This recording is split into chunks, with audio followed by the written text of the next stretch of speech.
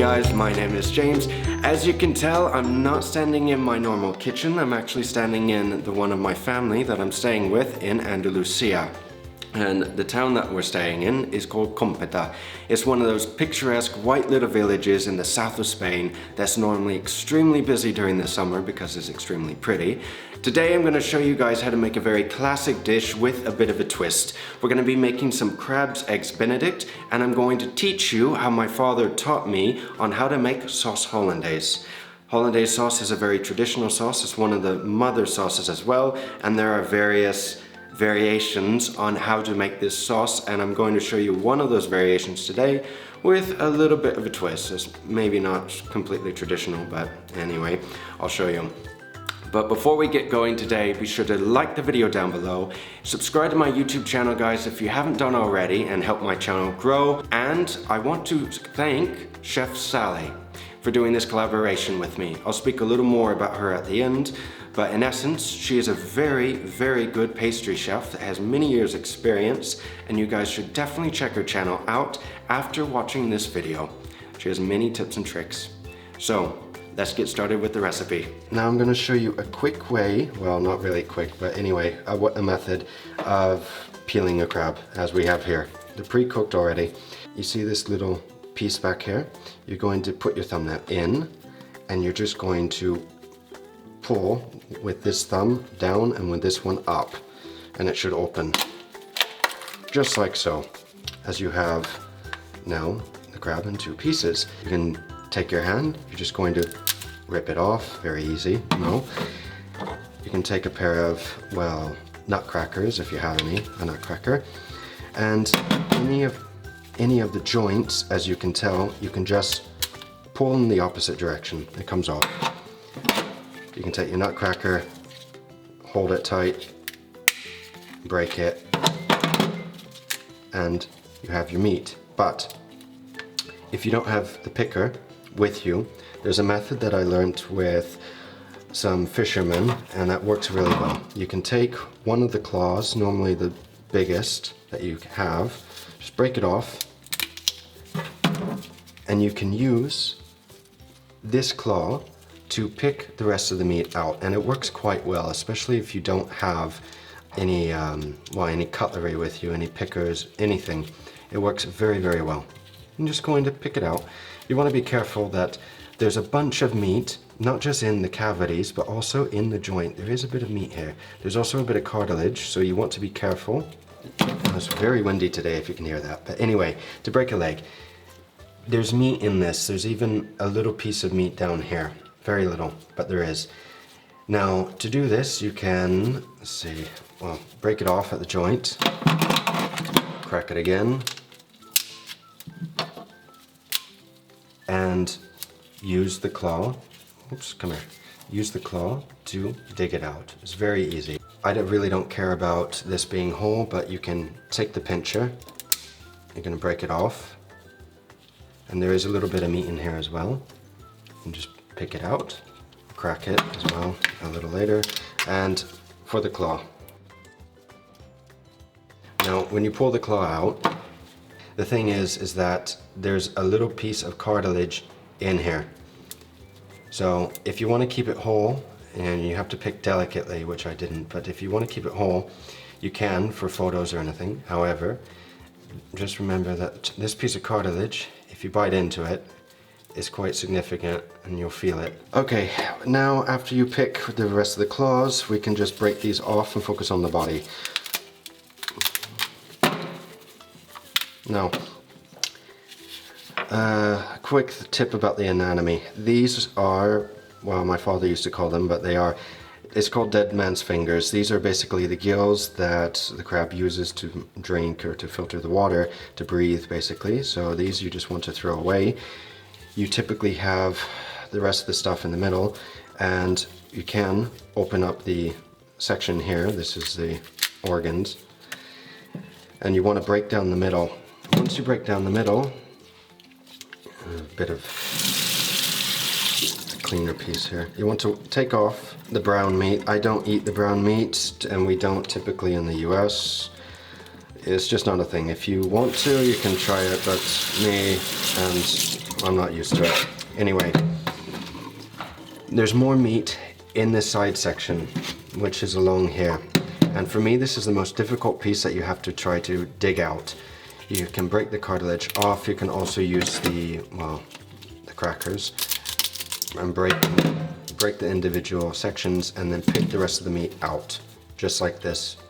And like I said, be thorough, take your time because there are a lot of pieces. Now, you want to get either a bowl or a flat surface, put another bowl with a little bit of ice under it to keep it cold, but we're doing this quickly so we don't really need it. So, quick tip, you're going to push all the meat to the side, and I used to have to do this a lot.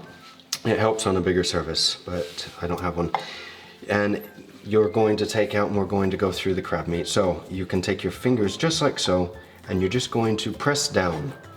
And slowly, piece by piece, you're going to press down, flatten it, squish it basically, and when you feel a hard bit or a hard piece, and if you can see it, take it out. But this is basically the method of cleaning crab that we use in the kitchen. Again, of course, with another pan underneath with a bit of ice to keep it cold. Otherwise, it can turn. But with just one little crab, it's okay in the kitchen if you don't have to do this, or if you don't have like hours and hours of doing it. But as you see, here's a little piece of shell, if you can see that in the video, and basically that's it. Now we're going to start the sauce hollandaise. I'm going to show you the method that my father taught me, and it's super easy. Typically you want clarified butter.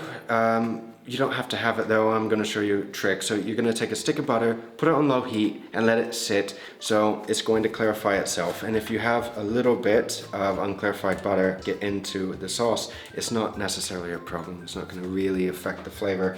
Next, you're going to take a pot of water, and I'm going to show you the method of using a bain-marie or a water bath of doing it. Fill the pot up, get it up to boiling, and then we're going to take 3 to 4 egg yolks.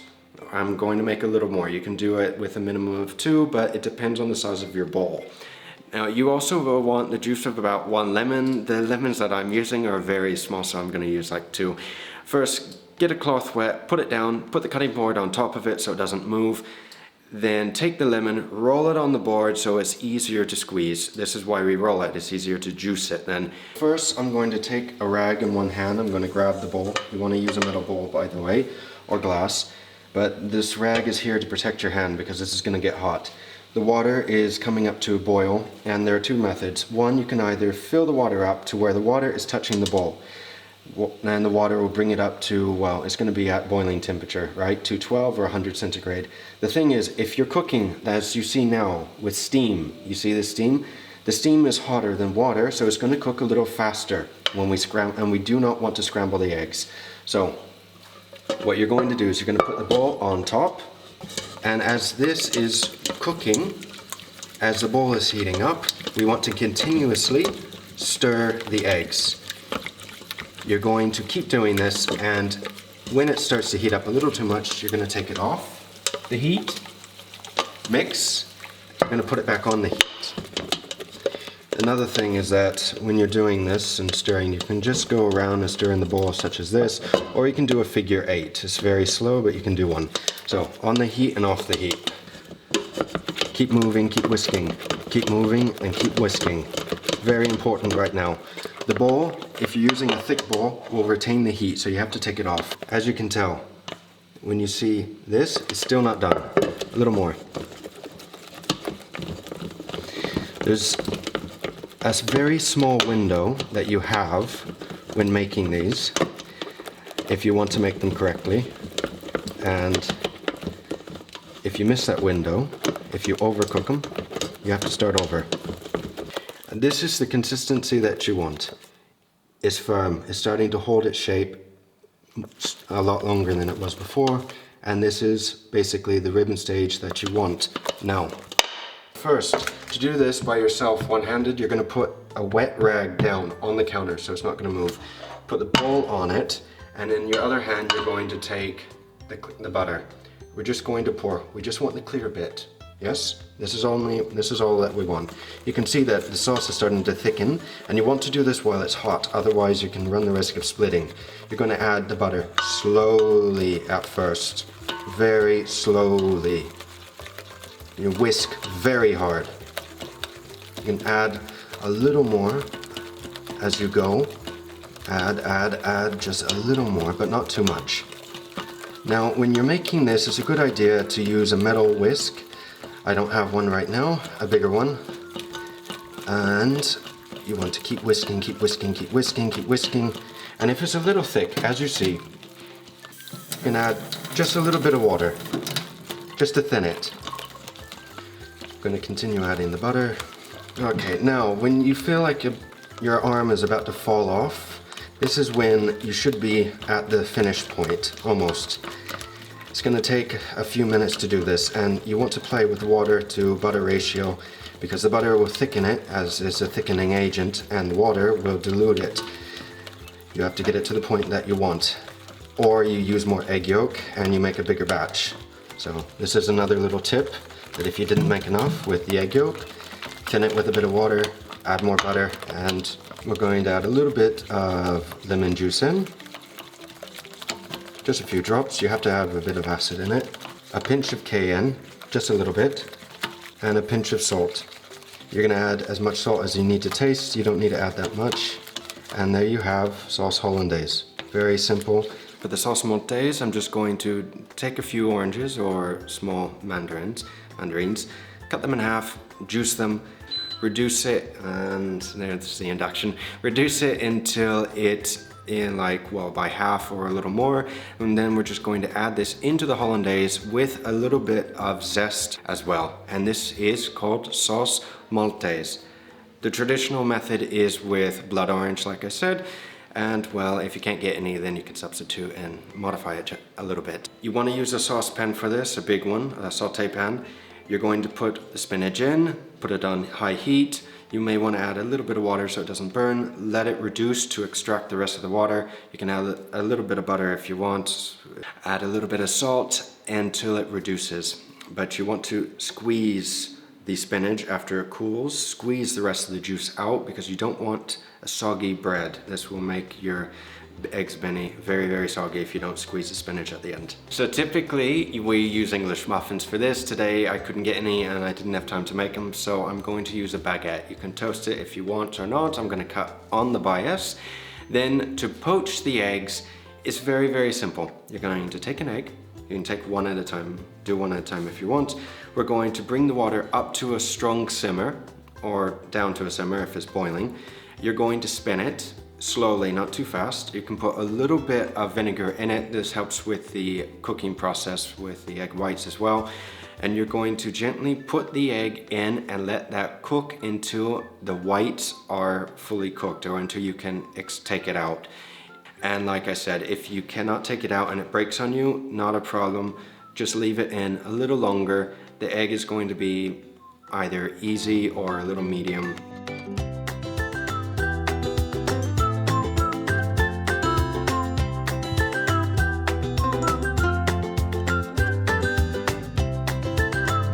So guys, thank you for watching this video. I hope you enjoyed this recipe. You can change it if you want. You don't have to use crab. You can use Canadian bacon and do a traditional Eggs Benny. And you don't have to make sauce Maltaise. You can just make a normal Hollandaise sauce, but at least I've shown you both versions and how to make one or the other. As well as you can easily enjoy this with a little mimosa or maybe with some champagne for brunch. It's a very, very nice recipe that goes very well on a Sunday brunch or with family and friends.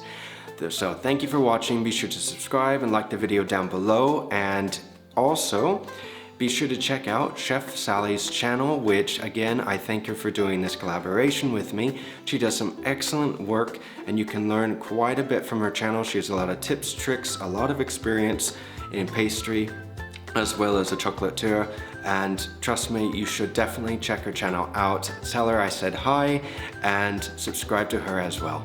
So thank you for watching guys. I'll see you again in the next video.